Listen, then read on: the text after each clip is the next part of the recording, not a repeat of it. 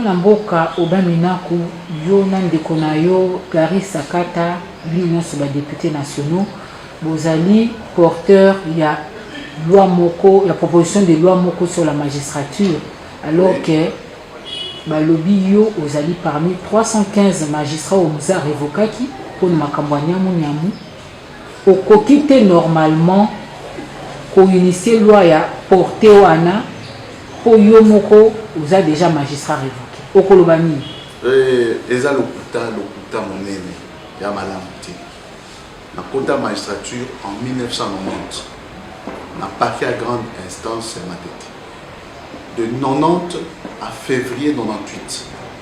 98 na koti na ministère de la justice. Ministre de la justice ezali nani moins Kongo.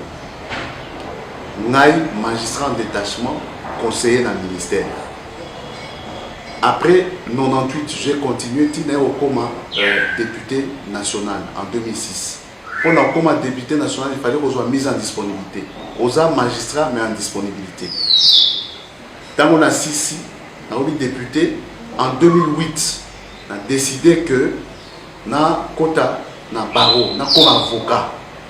Et pour le coma avocat, on a la magistraté, même en détachement, même en disponibilité. N'a démissionné dans la magistrature. C'est-à-dire dans le président de la République, pour dire que nous avons longué dans la magistrature. Nous disons que nous avons longué.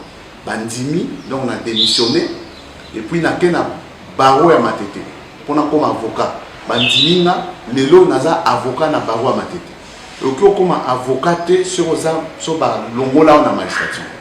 Donc si les 315 magistrats révoqué je crois en 1998 vers novembre en 1998 naza na liste wana te ba révoqué te les a lokuta et lokuta moi banal et l'autre na répondre pe sur le net et tout lokuta n'était pour nani ba témoin bazali moins de Congo lazali boke le retourner so bolingi boke na ba archive il y a Conseil supérieur de la magistrature, un secrétariat permanent, Botala, au que Minaku, Aubin, Djalandjoko, révoqué la magistrature, Yemoko a démissionné en 2008 pas comme avocat, Azali avocat. Donc c'est clair, tous en la politique, mais il y a la démocratie. Hein? Pour même que le professeur Moro non, tous en la démocratie. Au qui condimate au nazo sala na cadre de la famille politique na ngai au qui condimate za droit na yo moi je respecte beaucoup cela même population au qui ko dénoncer photo yo ka bango to corriger makam en fonction au peuple mais en même temps il faut to orienter en tant que élu en tant que élite mais ko c'est la mutu makam que ba révoquer alors que ba révoquer nga tati na zo ko to sanction té la carrière dans la magistrature, c'est-à-dire que les sanctions aux a suspendu jamais. Mais il n'y a pas de fumée sans feu. Il n'y a pas de fumée sans feu. En mais dans les villes.